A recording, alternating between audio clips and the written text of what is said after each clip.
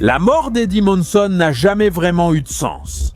En examinant le lore de Donjons et Dragons et en le comparant à Stranger Things, un schéma trop évident apparaît pour être ignoré.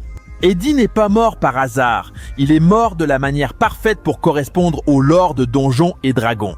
Alors prépare-toi parce que dans cette vidéo, on va t'expliquer pourquoi Eddie va bel et bien revenir dans la saison 5 de Stranger Things. Tout d'abord, bien sûr, il y a l'aspect émotionnel et commercial.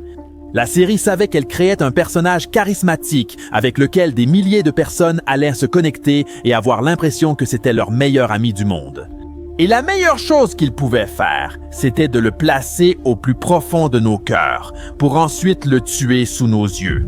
Son impact a été si grand qu'il était évident que cela leur ouvrirait la porte pour le ramener à la fin de l'histoire. Et si toutes les plages, les t-shirts et pulls Hellfire Club sont partis comme des petits pains, bien sûr qu'ils allaient profiter d'Eddie pour gagner un peu plus d'argent. Mais bon, tout n'est pas commercial. Il est possible qu'Eddie revienne dans la saison 5 en se basant sur les événements de cette première partie. On a déjà vu que maintenant, presque tout le monde va avoir les pouvoirs de Vecna. Will, tous les garçons qu'il a enlevés, maintenant. On se contrôle désormais mieux ses pouvoirs, tandis que Vecna reste totalement vulnérable. Tout le monde va s'en prendre à lui, et c'est là que le retour d'Eddie tombe parfaitement. Il est possible que Vecna se retrouve seul contre tous les enfants aux super pouvoirs. Donc, pour équilibrer le combat, Vecna a un atout dans sa manche auquel personne ne s'attend. Il peut ressusciter les morts et il va certainement former une armée avec tous ceux qui sont morts à cause du monde à l'envers. Nous verrons des personnages emblématiques que nous pensions ne plus jamais revoir, mais le plus puissant de tous sera Eddie. Et bien sûr, il sera très difficile pour les garçons de vaincre toutes ces personnes innocentes qui font maintenant partie de l'armée de Vecna. Ils vont donc devoir trouver un moyen pour que Vecna rompe ce lien qu'il a avec ses soldats. Et c'est là qu'Eddie entre en jeu. Et ça, pourquoi? Eddie fait partie du lore le plus important de Donjons et Dragons pour vaincre Vecna. Dans Donjons et Dragons, Vecna a été vaincu par sa propre main droite, Cass. Et quand tu analyses l'histoire de Cass, tu te rends compte à quel point elle ressemble à celle d'Eddie dans Stranger Things? Cass était un guerrier de très haut niveau, aimé, charismatique et pratiquement impossible à oublier. C'était le plus grand héros que Vecna ait jamais pu rencontrer, et en voyant ses compétences, sa force et sa prestance, il a su qu'il devait en faire sa main droite. Vecna lui a même créé une épée surpuissante, l'épée de Cass, une arme consciente, dangereuse, qui pourrait se retourner contre n'importe qui. Et c'est ce qui s'est passé. Avec le temps, l'épée a commencé à murmurer à Cass que Vecna n'avait plus besoin de lui, qu'il était meilleur, qu'un jour il serait jeté de côté. Cass est tombé dans cette manipulation. Il est entré dans le royaume de Vecna, lui a coupé le bras, lui a arraché l'œil et a commencé l'une des batailles les plus épiques du lore. Les deux ont disparu. Ils ont disparu du plan où ils se trouvaient. Et quelque temps plus tard, Cass est revenu, transformé en un guerrier vampire, l'un des êtres les plus puissants de tous. Comme vous le voyez, de nombreux éléments se relient au lore d'Eddie dans Stranger Things. Eddie était un véritable professionnel dans Donjons et Dragons. À Hawkins, il était l'un des guerriers les plus puissants. Il a toujours été charismatique et aimé de tous, et il a été si courageux qu'il s'est sacrifié pour attirer les chauves-souris du monde à l'envers. Il a donné sa vie pour les autres, ce qui a fait de lui un héros pour beaucoup. Et croyez-moi, Vecna s'en est rendu compte. Il a trouvé un guerrier si loyal qu'il a même donné sa propre vie. C'est là que la théorie sur son retour en saison 5 intervient. Eddie revient, mais en tant que champion sombre de Vecna. Pour comprendre cela, il faut commencer par sa mort. Eddie n'est pas mort comme un humain normal. Il est mort dans l'Upside Down, dévoré par les chauves-souris démoniaques de Vecna. Et ces créatures, loin d'être de simples bêtes, fonctionnent comme des extensions de la magie de Vecna. Ce sont des âmes lancées comme des projectiles vivants dans Donjons et Dragons. C'est ainsi que Vecna marque les êtres qu'il réanime ensuite. Vecna peut reconstruire des corps, les corrompre et les transformer en ses soldats. C'est pourquoi Eddie n'a pas été déchiré en morceaux, il a été transformé. Le monde à l'envers ne l'a pas tué, il l'a simplement transformé. Et c'est là que commence la première phase.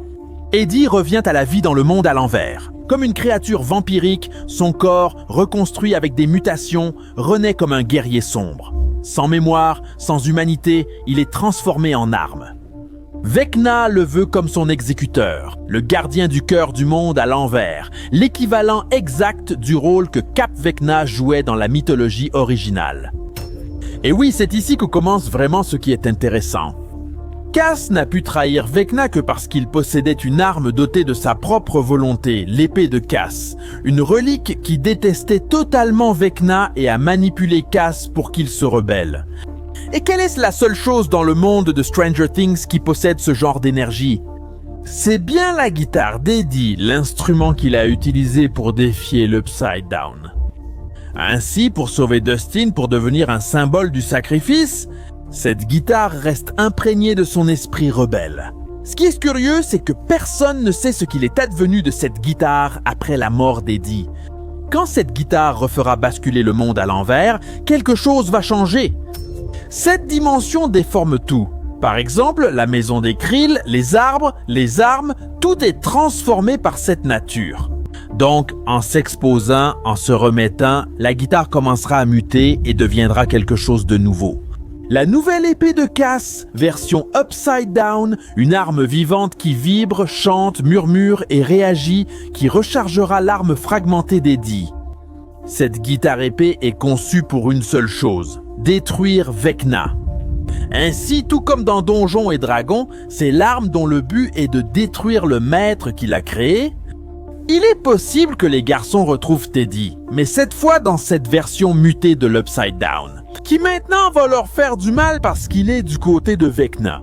En réussissant à s'échapper, Dustin va tomber sur la guitare d'Eddie et il va apprendre à l'utiliser dans une tentative de lui rendre la mémoire. Lors de la bataille finale, Dustin ira chercher le Mediator d'Eddie qu'il avait donné à l'oncle d'Eddie et il jouera de la guitare dans l'Upside Down, ce qui aidera Eddie à retrouver sa propre conscience. Donc, lorsque le groupe essaiera de l'utiliser pour retrouver Eddie, l'arme commencera à vibrer. Dustin la tient et sent quelque chose battre à l'intérieur pendant qu'il joue un solo. Lorsqu'Eddie s'approche, corrompu, sans humanité, la guitare va le reconnaître. La vibration rompt la transmentale. Et lorsqu'elle est entre les mains d'Eddie et lui rend ses souvenirs, la guitare se transforme en une version inversée, devenant une guitare épée. La corruption se brise enfin, Eddie se réveille et ainsi naît la prophétie. Le champion que Vecna a créé deviendra le guerrier qui le détruit. Et c'est ici que commence la trahison finale. Eddie coupe le bras de Vecna, précisément le bras qu'il utilise pour contrôler les esprits. Ensuite, il lui plante l'épée dans l'œil, reproduisant le grand mythe de Donjons et Dragons. Vecna est complètement furieux. Il essaie de le soumettre, mais il est déjà trop tard. L'arme a été créée pour le vaincre. Et après un long combat, Eddie sera celui qui porte le coup final. Vecna tombera, le monde à l'envers se brisera, mais malheureusement, Eddie ne revient pas avec les autres. Au final, selon vous, comment l'histoire de Cass de Donjons et Dragons se relie-t-elle à Eddie dans Stranger Things? Laissez vos commentaires et abonnez-vous pour plus de vidéos sur Stranger Things.